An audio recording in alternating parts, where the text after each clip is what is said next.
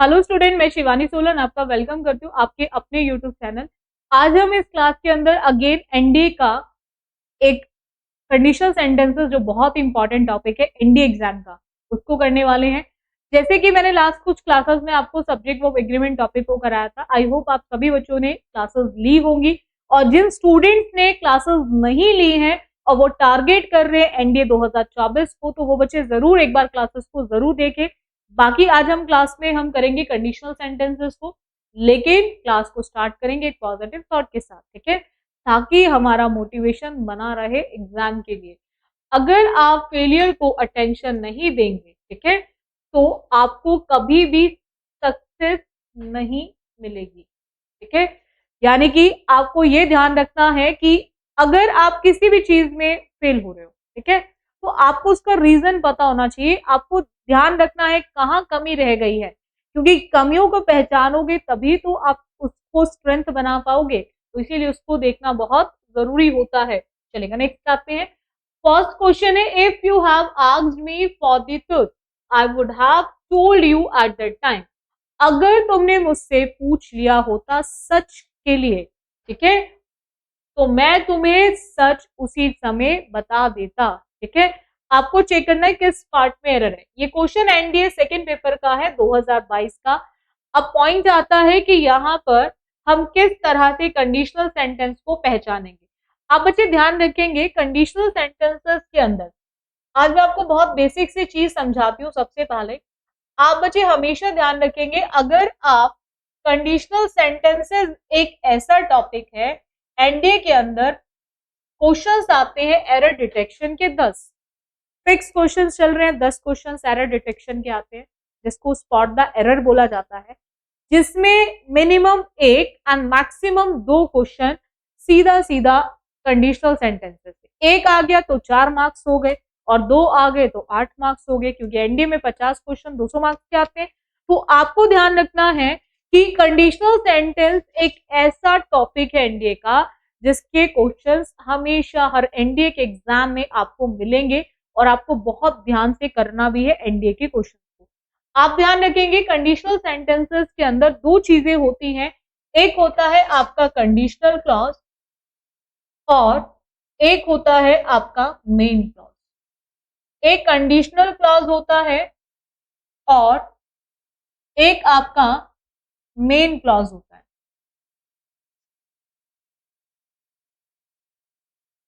आप बच्चे हमेशा ध्यान रखेंगे, ग्रामर में क्लॉज का मतलब जो होता है वो होता है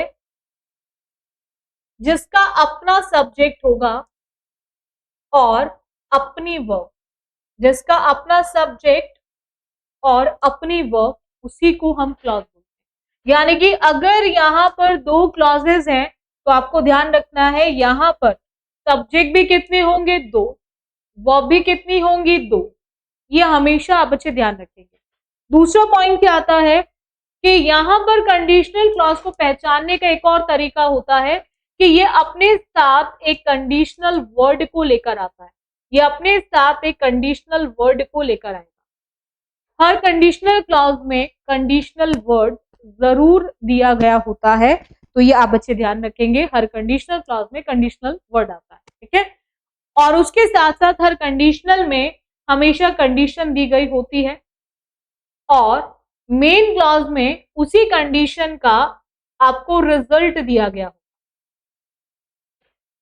आप एक चीज हमेशा ध्यान रखेंगे आप बच्चे, कि जो कंडीशनल का टेंस होगा वही मेन क्लॉज का भी टेंस होगा। यानी कि कंडीशनल और मेन क्लॉज हमेशा सेम टेंस में यूज किए जाएंगे। हम इनके टेंस को अलग अलग नहीं लिख सकते, जो कंडीशनल होगा वही मेन होगा। इतना क्लियर हो गया? यानी कि दोनों के टेंस को सेम उसमें लिखेंगे। देखो किस तरह से। अब इसके लिए इस क्वेश्चन को देखो, हमने यहाँ पे क्या देखा बच्चों, हैव। अगर हम यहाँ पर हैव की बात करें, हमने यहाँ पे क्या देखा बच्चों, हैव। और हैव को अगर मैं हैव की बात करूं तो हैव जो है इंग्लिश में प्रेजेंट परफेक्ट टेंस में आता है। कौन से टेंस में आता है? प्रेजेंट परफेक्ट टेंस में। अब परफेक्ट हो, इंडेफिनिट हो, है तो प्रेजेंट का ना। और अगर मैं यहाँ पे बात करूं वुड की, तो वुड तो पास्ट फॉर्म को बताता है।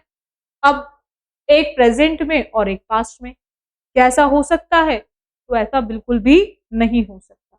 अब इसी के लिए आपको एक पॉइंट सीखना है, यानी कि आप बच्चे ध्यान रखेंगे, अगर आपको बच्चों कभी भी सब्जेक्ट के बाद, ठीक है, अगर कभी भी सब्जेक्ट के बाद, अगर आपको मेन क्लॉज में सब्जेक्ट के बाद आपको वुड, शुड,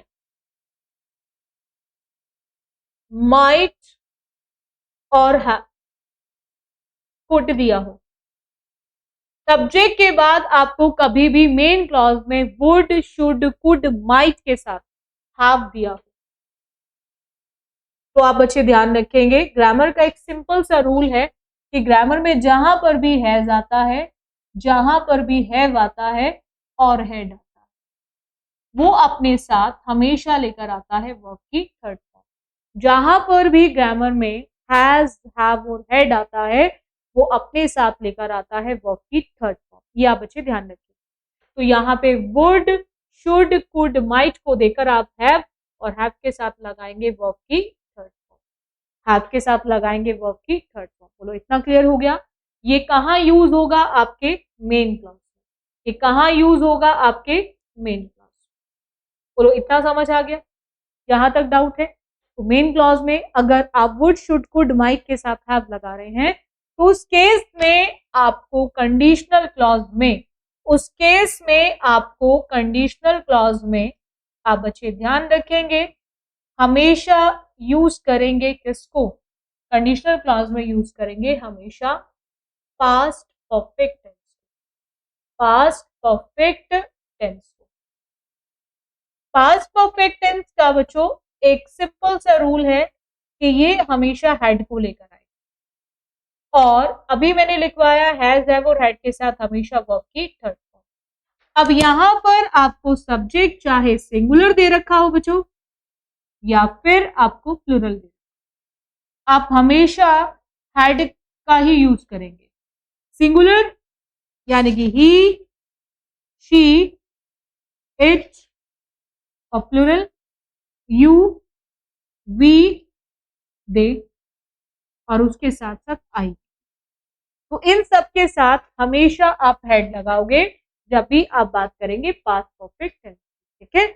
और इसी को कंडीशनल सेंटेंसेस में बोलते हैं कंडीशन फ्री। इसी को कंडीशनल सेंटेंस में बोलते हैं कंडीशन फ्री। क्या बोलते हैं इसको? Condition free. जहां conditional clause past perfect tense और main clause would, should, could, might के साथ हैव और हैव के साथ वर्ब की थर्ड फॉर्म। बोलो इतना क्लियर हो गया? हर एक पॉइंट को ना आप बच्चे लिखते चलना। अगर आपने टारगेट बना रखा है, टारगेट कर लिया है कि मुझे कैसे भी 2024 में एनडीए क्लियर करना है, तो आपको हर एक पॉइंट को लिखते हुए चलना है, ठीक है? चलेगा, नेक्स्ट आते हैं। अगर मैं नेक्स्ट की बात करूं तो नेक्स्ट पॉइंट देखिएगा जरा क्या होगा। अब देखो यहाँ पे इसी पॉइंट को देखेंगे, if you have asked me for the truth I would have told you at that time. Tell verb की फर्स्ट फॉर्म होती है बच्चों, और टेल की जो सेकेंड होती है वो टोल्ड होती है, और इसकी जो थर्ड फॉर्म होती है वो भी क्या होती है? टोल्ड होती है। हमने यहाँ पे क्या देखा बच्चों? यहाँ पर हमने क्या देखा? एक सिंपल सा पॉइंट देखा कि वुड हैव के साथ टोल्ड, बिल्कुल सही दे रखा, ठीक है? अब पॉइंट क्या आता है बच्चों की क्या यहाँ पर हैव के साथ आग करेक्ट है? अभी हमने क्या देखा? आग, हैव के साथ थर्ड फॉर्म वो प्रेजेंट परफेक्ट को बताता है, और हम जानते हैं कि वुड हैव जो है ये हमारे कंडीशन थर्ड को बताता है। तो आप ध्यान रखेंगे हम यहाँ पे प्रेजेंट परफेक्ट टेंस को यूज नहीं करेंगे।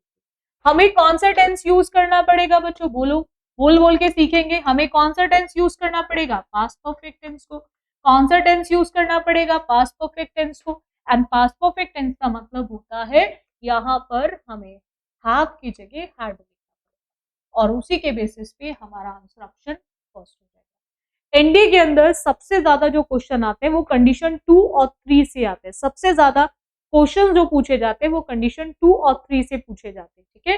तो यहाँ पर आप हैड के साथ लगाएंगे वर्ब की थर्ड फॉर्म, ठीक है? तो ये करेक्ट क्या बनेगा बच्चों? If you had asked me for the truth I would have told you at that time. अगर तुमने मेरे से सच के लिए पूछा होता तो मैं तुम्हें उसी समय बता चुका होता। यानी पूछने का काम भी पास्ट में हो गया और बताने का काम भी पास्ट में हो जाता। इतना क्लियर हो गया? चलिएगा नेक्स्ट आते हैं, एक और पॉइंट देखेंगे आप बच्चे। अब देखो यहाँ पे हर एक पॉइंट को लिख लेना आप बच्चे। She wouldn't have an accident if she had driven carefully. ठीक है, अगर ये बिल्कुल सभी के लिए होता है, जो लोग भी ड्राइव करते हैं तो उनको बहुत ध्यान पूर्वक करनी चाहिए, क्योंकि अगर आप ध्यान से ड्राइव नहीं करते हो तो डेफिनेटली आपको कहीं ना कहीं एक्सीडेंट का सामना करना पड़ता है। तो वही वहां पर बोला है कि अगर वो ध्यान से चलाती तो शायद एक्सीडेंट नहीं हुआ होता। तो अब आपको चेक करना है कि किस पार्ट में मिस्टेक है। अब देखो यहाँ पे हैड के साथ हमें ड्राइवन दे रखा है। अब देखो ड्राइव जो होती है वर्ब की फर्स्ट फॉर्म होती है। ड्राइव वर्ब की कौन सी फॉर्म होती है? फर्स्ट। एंड ड्रॉप वर्ब की कौन सी फॉर्म होती है? सेकंड। ये क्वेश्चन 2023 का, देखो 22 में भी पूछा, 22 के सेकंड में, और 23 में भी पूछा हुआ फर्स्ट में। ठीक है, तो ये एक ऐसे रूल है जो एग्जाम्स में हमेशा आपको मिलेंगे। ठीक है, drive, drop and drive. Drive होता है वर्ब की फर्स्ट फॉर्म, ठीक है, और ड्रॉप सेकेंड फॉर्म, और ड्राइवन थर्ड फॉर्म। आपको ध्यान रखना है यहाँ पर हेड के साथ ड्राइवन आ गया। ठीक है, अब पॉइंट आता है वुड हैव के साथ, क्या ये हैज करेक्ट होगा? क्योंकि हमें ये क्लियर है कि अगर कंडीशनल पास्ट परफेक्ट में है तो दूसरा क्लॉज भी सेम केस में ही होगा। तो यहाँ पर पॉइंट क्या आता है कि वुड के साथ हैव तो करेक्ट है, बट हम जानते हैं हैव के साथ वर्ब की थर्ड फॉर्म आएगी। किसी भी चीज का होना, यानी कि वहां पे पोजीशन के केस में हैज और हैव की बात करें तो ये मेन वर्ब का भी काम करते हैं, क्योंकि बच्चों ये क्या हो गई? हमारी हेल्पिंग वर्ब हो गई ना। ये वाली कौन सी वर्ब हो गई? हेल्पिंग वर्ब हो गई। और हम जानते हैं कि हेल्पिंग वर्ब जो होती है वो कभी भी बिना मेन वर्ब के नहीं आती। तो इट मीन्स अब ये हैज किसका काम करेगी बच्चों? ये मेन वर्ब का काम करेगी। किसका काम करेगी? मेन वर्ब का करेगी। बोल बोल के सीखेंगे आप सभी चीजों को। तो यहाँ पर एक हेल्पिंग है और दूसरी कौन सी होगी? Main verb. अब हेल्पिंग के अकॉर्डिंग ही, तो उसी के अनुसार ही तो आपको मेन वर्ब को भी यूज करना है। और जहां हेल्पिंग में हम हैज, हैव और हैड वर्ड को देखते हैं, वहां पर हम मेन वर्ब में यूज करते हैं वर्ब की कौन सी फॉर्म? बोलो कौन सी फॉर्म? वर्ब की थर्ड फॉर्म। कौन सी फॉर्म यूज करेंगे? वर्ब की थर्ड फॉर्म यूज करेंगे। अब ये जो हैज और हैव होती है बच्चों, ये वर्ब की कौन सी फॉर्म होती है? First form. जैसे ड्राइव वर्ब की फर्स्ट फॉर्म होती है ना, ऐसी हैज और हैव, जो चीज आपके पास पोजीशन की फॉर्म में है वहां पर आप यूज करते हो वर्ब की फर्स्ट फॉर्म हैज और हैव। और इसी की सेकेंड और थर्ड फॉर्म जो होती है वो हैड होती है। हैड बच्चों वर्ब की सेकेंड फॉर्म भी होती है और हैड वर्ब की थर्ड फॉर्म भी होती है। ये दोनों फॉर्म जो होती है हैड, ये सेकेंड और थर्ड फॉर्म होती है। इतना क्लियर हो गया? तो अब आप बच्चे ध्यान रखेंगे, हैव को देखकर हम हैज नहीं, हमें मेन वर्ब थर्ड फॉर्म में यूज करनी है। तो हम यहाँ पर मेन वर्ब थर्ड फॉर्म लिखेंगे और थर्ड फॉर्म होगी हमारी हैड। कौन सी होगी? हैड। और उसी के बेसिस पे हमारा आंसर ऑप्शन कौन सा हो जाएगा? बी हो जाएगा। बोलो इतना क्लियर हो गया? कौन सा ऑप्शन हो जाएगा बच्चों? हमारा बी ऑप्शन हो जाएगा। ये करेक्ट कैसे बनेगा? She wouldn't have had an accident if she had traveled carefully। अगर उसने ध्यानपूर्वक गाड़ी चलाई होती तो उसका एक्सीडेंट नहीं होता, यानी उसका एक्सीडेंट नहीं होता। क्यों नहीं होता? क्योंकि अगर उसने ध्यान से चलाई होती गाड़ी को। चलो नेक्स्ट आते हैं। If he had listening to me he would not have got lost. अगर उसने मुझे सुना होता तो उसको इस तरह से जाने की जरूरत नहीं होती या खोने की जरूरत नहीं होती। अगेन हमने यहाँ पर क्या देखा? क्योंकि एग्जाम में क्वेश्चन तीनों टाइप से आ सकता है। फिलर फॉर्म में भी आ सकता है, जिसको आप रिक्त स्थान से पढ़ते होंगे, फिलिंग द ब्लैंक्स के नाम से पढ़ते होंगे। क्वेश्चन एरर डिटेक्शन में भी आ सकता है, और क्वेश्चन बच्चों इंप्रूवमेंट फॉर्म में भी आ सकता है, जिसमें अंडरलाइन करके दे दिया जाता है और उसके लिए नीचे ऑप्शंस आपको दिए गए होते हैं। अब देखो पॉइंट क्या आता है बच्चों, यहाँ पर हमने लिसनिंग टू मी को देखा अंडरलाइन। इट मीन्स हमें इसी अंडरलाइन पार्ट को चेक करना है कि ये किससे रिप्लेस किया जाएगा। ये किससे रिप्लेस किया जाएगा? ये अंडरलाइन पार्ट किससे रिप्लेस होगा? यहाँ पर अगेन हमने क्या देखा बच्चों? हैड। क्या देखा? हैड। और हम जानते हैं कि हम हैड के साथ कभी भी आईएनजी या फिर फर्स्ट फॉर्म का यूज नहीं करते। हैड हमेशा अपने साथ लेकर आता है वर्ब की थर्ड फॉर्म। हम ऐसा क्यों जानते हैं? क्योंकि आज हमने सीखा क्लास में। ठीक है, क्योंकि जब हम चीजें सीख लेंगे तो फिर हम गलत देखना भी पसंद नहीं करेंगे, गलत बोलना भी पसंद नहीं करेंगे, ऐसा ही होगा ना। तो जब चीजें सीखोगे तो फिर आपको अपने आप मिस्टेक पता चल जाएगी, और क्वेश्चन एग्जाम में देखोगे आप पेपर में तो एकदम से आपके माइंड में क्लिक करेगा कि यहाँ तो मैम ने ये पॉइंट हमें समझाया था, तो इट मीन्स यहाँ पर ये मिस्टेक है। तो इस तरह से आपको रेगुलर बेसिस पे जब क्लासेस लोगे तो आपका अपने आप आंसर निकलेगा आपके मन से, ठीक है। तो यहाँ पर हैड के साथ हम आईएनजी का यूज नहीं कर सकते, तो यहाँ पर नो इम्प्रूवमेंट हमारा आंसर ऑप्शन नहीं हो सकता। नो इम्प्रूवमेंट इसलिए नहीं हो सकता बच्चों क्योंकि यहाँ पर गलती है, हमें उसको इम्प्रूव करने की, सुधारने की जरूरत है, इसीलिए हम इसका आंसर ऑप्शन बच्चों नो इम्प्रूवमेंट नहीं लगा सकते। अब पॉइंट आता है कि हम जानते हैं हैड है, तो हैड अपने साथ कौन सी फॉर्म लेकर आएगा बच्चों, बोलो कौन सी फॉर्म लेकर आएगा, वर्ब की थर्ड फॉर्म को लेकर आएगा। अब लिसन की मैं बात करूं तो लिसन का मतलब होता है किसी को सुनना, ठीक है, और सुनना लिसन वर्ब की कौन सी फॉर्म है, फर्स्ट फॉर्म है। और इसी लिसन की जो सेकेंड एंड थर्ड फॉर्म होती है वो लगती है ईडी के साथ, that is listened. Listen second form भी होती है एंड लिसन्ड थर्ड फॉर्म भी होती है। बोलो इतना क्लियर है सभी को, चलेगा। बहुत ही अच्छे बच्चे, इस तरह से आपको ये चीजों को ध्यान रखना है। अब ये ऑप्शन भी खत्म हो गया, अब हमें between A and be decide करना है कि which one is the correct one, इनमें से कौन सा आपका सही है। अब देखो आप चीजें ध्यान रखो, हैड के साथ दोनों में लिसन्ड दे रखा है जो बिल्कुल सही है।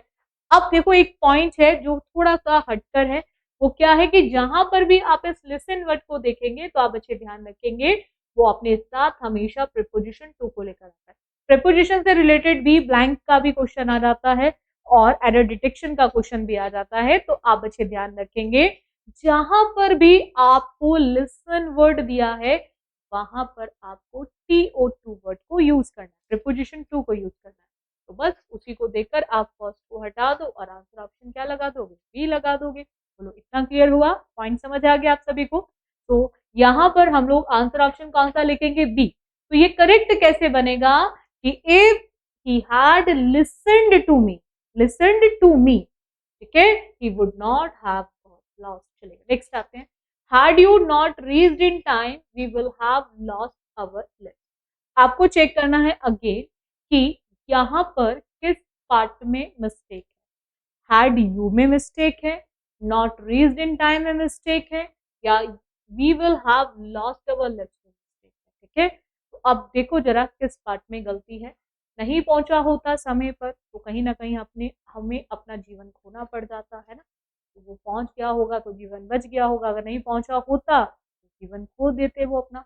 अब देखो यहाँ पे सिंपल सा पॉइंट क्या आ रहा है, हेड, और हेड के साथ रीच की थर्ड फॉर्म रीच, तो बिल्कुल सही है, ठीक है ना। रीच मतलब होता है पहुंचना कहीं पर भी, ठीक है, और इसकी सेकेंड एंड थर्ड फॉर्म में क्या लगता है, ईडी। क्या लगता है बच्चों, ईडी। बहुत ही अच्छे बच्चे, इसकी सेकेंड फॉर्म में भी ईडी लगता है और इसकी थर्ड फॉर्म में भी ईडी लगता है। आप बच्चे ध्यान रखेंगे एक चीज को, वो क्या है कि अगर हमने यहाँ पे हैड के साथ थर्ड फॉर्म लगाई है तो हमें जो मेन क्लॉज है, हमें जो मेन क्लॉज दे रखा है, क्योंकि हम इसको कंडीशनल क्यों बोल रहे हैं, क्योंकि हैड वर्ब की थर्ड फॉर्म कहाँ आता है, कंडीशनल में आता है, तो दूसरा हमारा कौन सा होगा, मेन क्लॉज होगा। तो मेन क्लॉज में भी तो हमें सेम टेंस को ही यूज करना पड़ेगा, बोलो करना पड़ेगा ना। अब यहाँ पर हैव के साथ लॉस्ट बिल्कुल करेक्ट है, LOSE वर्ब की फर्स्ट फॉर्म, और इसी की जो सेकेंड एंड थर्ड फॉर्म होती है वो लॉस्ट होती है, इसी की जो सेकेंड एंड थर्ड फॉर्म होती है वो लॉस्ट होती है, ठीक है। अब यहाँ पर हमें ये क्लियर है कि ये लॉस्ट जो वर्ड लिखा है ये बिल्कुल करेक्ट है हैव के अकॉर्डिंग, लेकिन क्या इस हैव से पहले ये विल जो लिखा है वो करेक्ट है, ये बिल्कुल करेक्ट नहीं है, क्योंकि हैड जो है वो पास्ट परफेक्ट को बताता है, हमें परफेक्ट पास्ट का ही बनाना पड़ेगा। तो हमें यहाँ पे विल को किस में चेंज करना पड़ेगा, वुड में। किस में चेंज करना पड़ेगा, वुड में, और इसी के बेसिस पे आपका आंसर ऑप्शन क्या आ जाएगा, फोर्थ आ जाएगा, वी वुड हैव। क्या होगा, we would have lost our lesson. इतना क्लियर है सभी को, डाउट है यहाँ तक किसी को, चलेगा। बहुत ही अच्छे बच्चे, नेक्स्ट आते हैं, इफ यू हैव रिमेन्ड काम you could have saved this situation. हम बहुत सारे लोग बहुत ज्यादा एग्रेसिव होते हैं, एग्रेशन इतना भरा होता है, गुस्सा, हर छोटी छोटी बात पे गुस्सा आता है, ठीक है। बहुत सारे लोग होते हैं जिनको बहुत गुस्सा आता है और वो अपने आपे को खो देते हैं। उसी से रिलेटेड ये क्वेश्चन है कि अगर उसने अपने आप को शांत रखा होता तो शायद वो सिचुएशन को बचा लेता, जो सिचुएशन थी उसे बचा लेता या बचा लेती, ठीक है। उसने अपने आप को शांत नहीं रखा होगा, उसके हाथ से चीजें निकल गई। तो ऐसा ही होता है, धैर्य हमेशा बना के रखना है, अपने आप को हमेशा कूल रखना है। कैसा? कूल एज अ कुकुम्बर, ठीक है। बहुत एग्जाम में आता है idiom, cool as a cucumber, बिल्कुल ठंडा रखो खीरे के जैसा, है ना, जिसको बोलते हैं काम, बिल्कुल रिलैक्स्ड मोड में रहना, ठीक है। अब देखो यहाँ पे again if you have remained काम दे रखा है और उसके साथ हमें कुड हैव के साथ वर्ब की थर्ड फॉर्म दे रखी है। तो हमें इतना तो समझ आ गया कि ये जो कुड हैव थर्ड फॉर्म है, क्योंकि सेव बचाना, ठीक है, वर्ब की फर्स्ट फॉर्म, वर्ब की कौन सी फॉर्म होती है? फर्स्ट फॉर्म होती है। और इसी की जो सेकेंड एंड थर्ड फॉर्म होती है वो सेव्ड होती है। सेकेंड एंड थर्ड फॉर्म क्या होती है? सेव्ड होती है। अब हमें एक चीज तो यहाँ पे क्लियर है कि कुड हैव के साथ थर्ड फॉर्म बिल्कुल करेक्ट है, लेकिन ये किसको बता रही है? पास्ट केस को बता रही है ना। कौन से केस को बता रही है बच्चों? पास्ट को बता रही है। तो क्या हम पास्ट में यहाँ पर हैव का यूज कर सकते हैं बच्चों? हैव तो हमारे प्रेजेंट परफेक्ट को बताता है, हैव हमारे प्रेजेंट परफेक्ट को बताता है। किसको बताता है बच्चों? प्रेजेंट परफेक्ट को बताता है। तो अब आपको ध्यान रखना है कि हम यहाँ पर हैव के साथ थर्ड फॉर्म को यूज नहीं करेंगे। हमें यहाँ पर प्रेजेंट नहीं पास्ट परफेक्ट चाहिए। कौन सा टेंस चाहिए बच्चों? Past perfect. तो यहाँ पे प्रेजेंट परफेक्ट की जगह हम कौन सा टेंस यूज करेंगे? बोल बोल के सीखेंगे हर एक स्टूडेंट। अगर एनडीए टारगेट कर रखा है तो आपको हर एक चीज बोल बोल के सीखनी है, ठीक है। अभी स्कूल से ही पढ़कर आए हो तो अब आदत है, रूटीन है, उसमें कोई प्रॉब्लम नहीं आएगी सीखने में, ठीक है। तो स्कूल में भी ऐसे ही पढ़ते थे ना, तो ऐसे ही यहाँ पे भी पढ़ना है हर एक चीज को। तो बस यहाँ पे ध्यान रखना है, आप बच्चे हैव की जगह क्या लिखेंगे? क्या लिखेंगे? हैज। बस उसी के बेसिस पे आपका आंसर ऑप्शन बी हो जाएगा। बोलो आया समझ? डाउट है यहाँ तक किसी को? चलो बहुत ही अच्छे बच्चे, चलो नेक्स्ट चले आगे। नेक्स्ट आते हैं। अब देखो, if I had been there I would surely solve the problem for you. अगर मैं वहां पर होता या होती तो मैं आपके लिए इस प्रॉब्लम को जरूर सॉल्व कर देती। अब ना तो वो वहां पे था, ना ही उसने प्रॉब्लम सॉल्व की, यही तो कंडीशनल है। बस ऐसा हम इमेजिन कर रहे हैं ना कि होता तो प्रॉब्लम सॉल्व हो जाती। अब पॉइंट क्या आता है कि बच्चों यहाँ पर आपको चेक करना है कि आई वुड श्योरली सॉल्व सही है या फिर गलत है, ठीक है। अब देखो यहाँ पर एक चीज ध्यान रखेंगे, हमें हैड मिल गया। जैसे ही हम हैड वर्ड को देखेंगे तो हैड को देखकर हमें ये क्लियर हो जाएगा कि ये हमारा पास्ट परफेक्ट है। कौन सा है हमारा? Past perfect. और हैड जहां भी आता है वहां पे वर्ब की कौन सी फॉर्म आती है? Third form. बी के जो फर्स्ट फॉर्म होती है बच्चों वो इज आर एम होती है। कौन सी होती है? Is are. कौन सी होती है बच्चों? Is are. ध्यान रखेंगे ये फर्स्ट फॉर्म होती है। और इसी की जो सेकंड फॉर्म होती है वो कौन सी होती है? Was were. ये बी की फॉर्म्स है, ठीक है। इसी की जो सेकंड फॉर्म होती है वो क्या होती है? वॉज एंड वर। और इसी की जो थर्ड फॉर्म होती है वो आपकी बीन होती है। कौन सी होती है? बीन। बोलो कौन सी होती है बच्चों? बीन होती है। B double E N B. हमने यहाँ पे हैड देखा तो हम जानते हैं कि ये जो हैड है ये हमारे हेल्पिंग वर्ब का काम कर रहा है। किसका काम कर रहा है बच्चों? हेल्पिंग वर्ब का। तो वहां पर हमें मेन क्लॉज, मेन में भी कौन सी फॉर्म यूज करनी पड़ेगी? थर्ड फॉर्म यूज करनी पड़ेगी। भाई हेल्पिंग में अगर हेड आ गया तो वो अपने साथ तो वर्ब की थर्ड फॉर्म लेकर आएगा। तो मेन में बीन बिल्कुल करेक्ट है ना। समझ आ गया पॉइंट? तो ये पास्ट परफेक्ट है तो इसको भी पास्ट परफेक्ट के अकॉर्डिंग चेंज करना पड़ेगा।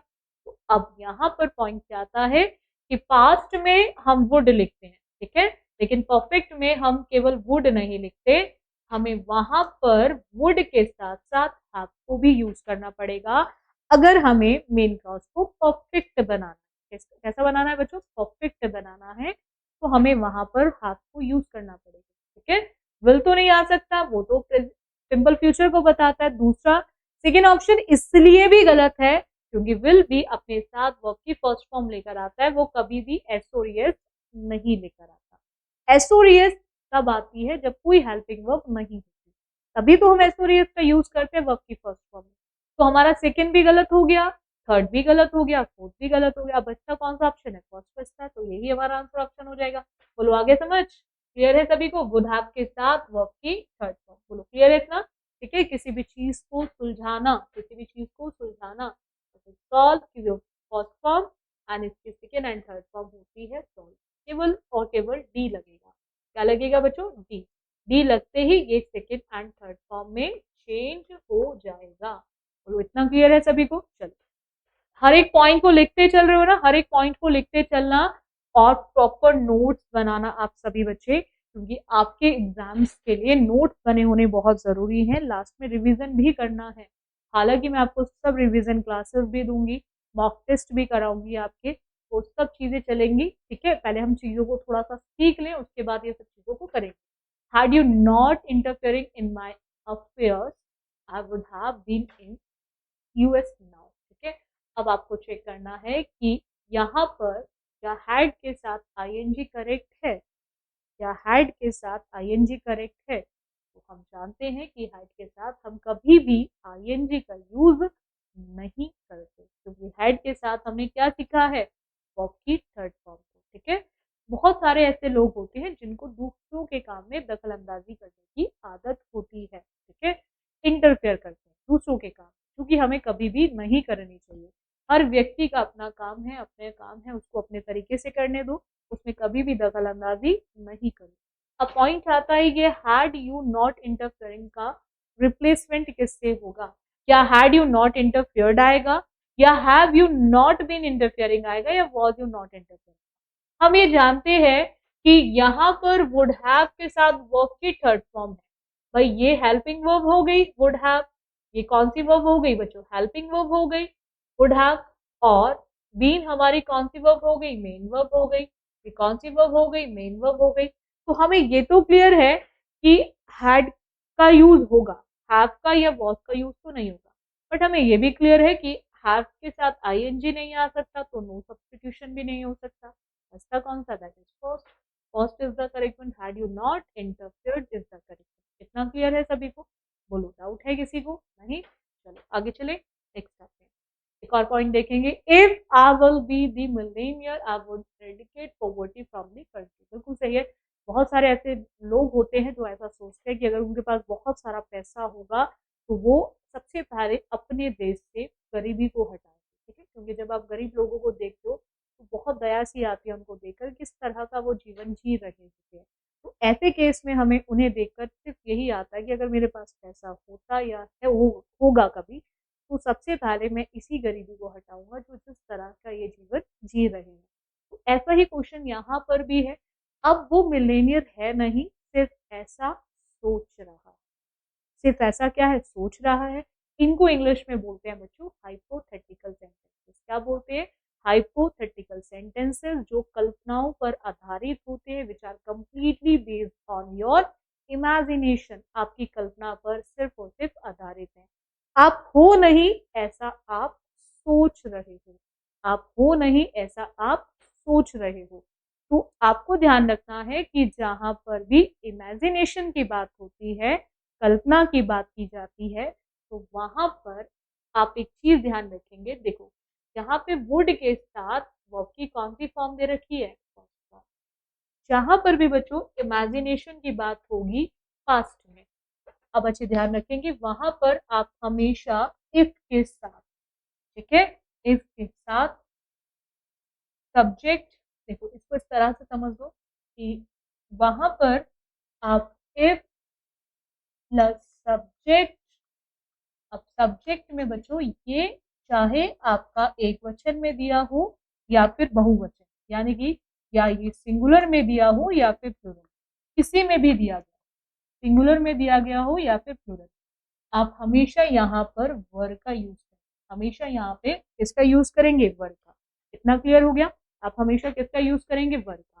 ठीक है, क्योंकि हम इमेजिनेशन की बात कर रहे हैं, और उस केस में आप मेन क्लॉज में सब्जेक्ट के बाद, मेन क्लॉज में सब्जेक्ट के बाद आप वुड, शुड, कुड और माइट, वुड, शुड, कुड और माइट, वुड, शुड, कुड और माइट, और इन सब के साथ आप बच्चे यूज करेंगे वर्ब की फर्स्ट फॉर्म।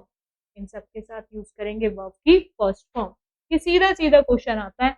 अच्छा, सबसे ज्यादा एनडीए की जो फेवरेट एरर है कंडीशनल सेंटेंसेस पे, वो यही वाली है। आप कोई सा भी पेपर उठा लो, चाहे फर्स्ट या सेकंड, कोई से भी साल का पेपर उठा लो, आप देखोगे सबसे ज्यादा क्वेश्चंस, इस चीज की मैं आपको गारंटी दे सकती हूँ, आपको अगर कोई भी पेपर उठाओगे तो सबसे ज्यादा एरर जो मिलेगी, ठीक है, चाहे आप 22 का उठाओ, 21 का उठाओ, 23 का उठाओ, 20 का उठा लो, ठीक है, कोई सा पेपर उठा लो, फर्स्ट सेकंड दोनों उठा लो, आपको सबसे ज्यादा क्वेश्चन इसी से मिलेंगे। ये सीधा सीधा क्वेश्चन आता है और क्वेश्चन में कुछ नहीं देता एग्जामिनर, कुछ भी नहीं देता, सब्जेक्ट के साथ वॉज दे देता है और उसको केवल किसमें बदलना होता है, वर्ग। बहुत कम टाइम ऐसा होता है कि विल बी दे देता है, विल बी को आपको वर्ग में बदलने के लिए देता है, वरना सबसे ज्यादा एरर एक ही डालता है, वॉज डाल देता है, तो आपको वर्ग में चेंज करना है, क्योंकि बच्चे कंफ्यूज होते हैं।